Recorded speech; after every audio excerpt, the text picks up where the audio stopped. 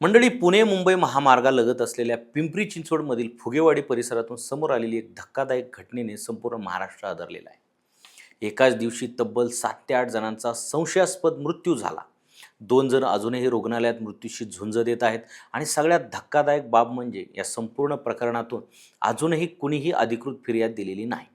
त्यामुळे हे नेमका योगायोग आहे की यामागे काही मोठं आणि भीषण सत्य दडलेलं आहे, असा प्रश्न आता प्रत्येकाच्या मनात निर्माण झालेला आहे. नमस्कार मंडळी, मी PK भांडवलकर आणि तुम्ही पाहतात सत्ता मंच. मंडळी, पिंपरी चिंचवडमधील फुगेवाडी आणि दापोडी परिसरात घडलेल्या या घटनेने सध्या राज्यभरात प्रचंड खळबळ उडवली आहे. कारण एका दिवसात एका छोट्याशा परिसरात 7 ते 8 जणांचे मृत्यू होणं ही सामान्य बाब नाही.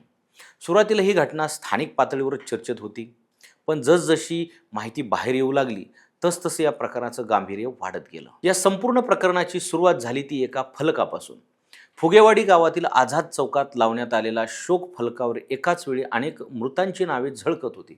परिसरातील नागरिकांनी जेव्हा हा फलक पाहिला तेव्हा सर्वांनाच धक्का बसला, कारण एका दिवसात इतक्या लोकांचा मृत्यू झाल्याची माहिती याआधी कुणालाच नव्हती.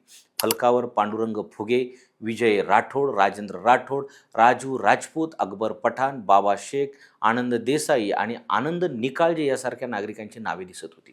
काही ठिकाणी 7 मृत्यूंचा उल्लेख करण्यात आला, तर काही रिपोर्ट्समध्ये मृतांची संख्या 8 सांगण्यात आली. त्यामुळे सुरुवातीपासूनच या प्रकरणात संभ्रमाचं वातावरण होतं. पण त्यानंतर जे समोर आलं त्याने या घटनेला आणखी गंभीर वळण मिळालं. स्थानिक नागरिकांनी दावा केला की फुगेवाडी आणि दापोडी परिसरात अनेक दिवसांपासून अवैध हातभट्टीची गावठी दारू विकली जाते. गावच्या आझाद चौक परिसरात आणि आसपास 2 ठिकाणी हातभट्टीचे अड्डे सुरू असल्याचं लोकांचं म्हणणं आहे. त्यामुळे मृत्यू झालेल्या नागरिकांनी विषारी किंवा भेसळयुक्त दारू प्यायली असावी अशी चर्चा संपूर्ण परिसरात सुरू झाली. विशेष म्हणजे या चर्चेला आणखी बळ मिळालं ते मृत्यांच्या पद्धतीमुळे. कारण अनेक मृतांना मृत्यूपूर्वी चक्कर येणं, अचानक प्रकृती बिघडणं अशा घटना घडल्याचं सांगितलं जात होतं. काही जण घरात कोसळले, काहींना रुग्णालयात नेण्यापूर्वी जीव गेला. या सगळ्यांमुळे नागरिकांमध्ये भीतीचं वातावरण निर्माण झालं. कारण जर खरंच विषारी दारूमुळे हे मृत्यू झाले असतील तर हा केवळ एक अपघात नसून मोठा निष्काळजीपणा आणि व्यवस्थेचं अपयश ठरू शकतं. या घटनेनंतर राजकीय वातावरणही तापलं. राष्ट्रवादी काँग्रेसचे नेते आणि माजी महापौर योगेश बहल यांनी या प्रकरणाची सखोल चौकशी करण्याची मागणी केली. त्यांनी थेट प्रश्न उपस्थित केला की परिसरात जर अवैध हातभट्टीचे अड्डे सुरू असतील तर पोलीस प्रशासन काय करत होतं. स्थानिक नागरिकांचाही संताप वाढू लागला. अनेकांनी सोशल मीडियावर प्रतिक्रिया देत पोलिसांवर गंभीर आरोप केले. काही नागरिकांनी दावा केला की परिसरात मोठी गावठी दारू विक्री ही नवीन गोष्ट नाही. अनेक वेळा तक्रारही करून कारवाई होत नाही. मात्र दुसरीकडे पोलिसांनी सुरुवातीपासूनच वेगळी भूमिका घेतली. दापोडी पोलिसांनी प्राथमिक तपासानंतर स्पष्ट केलं की या सर्व घटना स्वतंत्र आहेत आणि त्याचा एकमेकाशी थेट संबंध नाही. पोलिसांच्या मते मृत्यू झालेल्या व्यक्तींची कारणं वेगवेगळी आहेत आणि विषारी दारूचा ठोस पुरावा सध्या तरी समोर आलेला नाही. आता या मृतांच्या पार्श्वभूमीकडे पाहिलं तर पोलिसांनी दिलेली माहिती अशी आहे की पांडुरंग फुगे वय 57. पोलिसांच्या मते त्यांचा मृत्यू पूर्णपणे नैसर्गिक कारणाने झाला आहे. विजय राठोड वय 31 आणि राजेंद्र राठोड वय 34 हे दोघे सख्खे भाऊ होते. डॉक्टरांच्या प्राथमिक अंदानुसार त्यांचा मृत्यू हृदयविकाराच्या तीव्र झटक्याने झाला असावा. पण इथेच अनेक प्रश्न उपस्थित होत आहेत. कारण एकाच घरातील 2 सख्ख्या भावांचा एकाच काळात मृत्यू होणं ही बाब लोकांना धक्कादायक वाटत आहे. त्यामुळे नागरिकांच्या संशयाला आणखी खतपाणी मिळालं. राजेंद्र राजपूत वय 51, पोलिसांच्या माहितीनुसार ते घरात असताना अचानक बाथरूममध्ये चक्कर येऊन पडले. पडताना डोक्याला गंभीर दुखापत झाली आणि त्यांचा मृत्यू झाला. अकबर पठाण वय 52, पोलिसांनी सांगितले की त्यांना गेल्या 15 वर्षापासून दारूचं व्यसन होतं. अतिमद्यप्राशन किंवा इतर आजारामुळे त्यांचा मृत्यू झाला असावा असा अंदाज व्यक्त करण्यात आला. याशिवाय आनंद काशीनाथ निकाळजे, आनंद पांडेराव देसाई आणि बाबा शेख यांच्या मृत्यूंची माहिती समोर आलेली आहे. मात्र त्यांचं मृत्यूचं नेमकं कारण अजून स्पष्ट करण्यात आलेलं नाही. दरम्यान या संपूर्ण प्रकरणात आणखी एक गोष्ट समोर आली आहे. 2 नागरिक अजूनही रुग्णालयात उपचार घेत आहेत. सुभाष दिगीकर याच्यावर मेडी पॉईंट हॉस्पिटलमध्ये उपचार सुरू आहेत, तर अक्षय अवसरमल याच्यावर यशवंतराव चव्हाण रुग्णालयात उपचार सुरू आहे. डॉक्टरांच्या माहितीनुसार दोघांचीही प्रकृती गंभीर आहे. जर हे मृत्यू पूर्णपणे स्वतंत्र असतील तर मग या 2 जणांची प्रकृती अचानक का बिघडली, हा प्रश्न आता लोक विचारत आहेत. विशेष म्हणजे या संपूर्ण प्रकरणात अजूनही कुणीही अधिकृत फिर्याद दिलेली नाही. सामान्यतः अशा घटनांमध्ये मृतांच्या नातेवाईकांकडून पोलिसांकडे तक्रार केली जाते, पण इथे तसंच झालेलं नाही. यामुळे आता अनेक तर्कवितर्क सुरू झालेले आहेत. काही नागरिकांचं म्हणणं आहे की परिसरात भीतीचं वातावरण आहे. काही जण उघडपणे बोलण्यास घाबरत आहेत, तर काही लोकांचा आरोप आहे की अवैध धंद्यामुळे मोठं नेटवर्क असू शकतं. दुसरीकडे पोलिसांनी नागरिकांना अफवांवर विश्वास न ठेवण्याचं आवाहनही केलं. दापोडी पोलीस स्टेशनचे वरिष्ठ पोलीस निरीक्षक विजय वाघमारे यांनी स्पष्ट केलं की सर्व मृतदेहांचे शवविच्छेदन अहवाल आल्यानंतरच मृत्यूचं खरं कारण स्पष्ट होईल.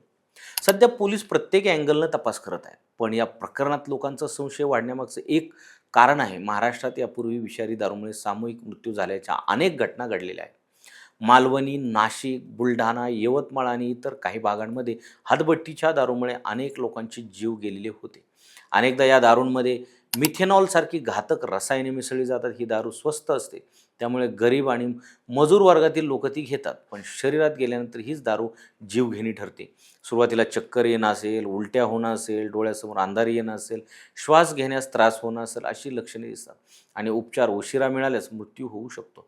म्हणूनच फुगेवाडीतील या मृत्यूकडे नागरिक त्या नजरेने पाहत आहेत. विशेष म्हणजे काही रिपोर्ट्समध्ये असंही सांगण्यात आलं आहे की परिसरात गावठी दारू विक्रीबाबत याआधीही चर्चा होत होती, पण मोठी कारवाई झालेली दिसली नाही. यामुळे आता पोलीस प्रशासनावर प्रश्न उपस्थित होत आहेत, जर खरंच परिसरात अवैध हातभट्टीचे अड्डे सुरू असतील तर त्यांच्यावर कारवाई का झाली नाही?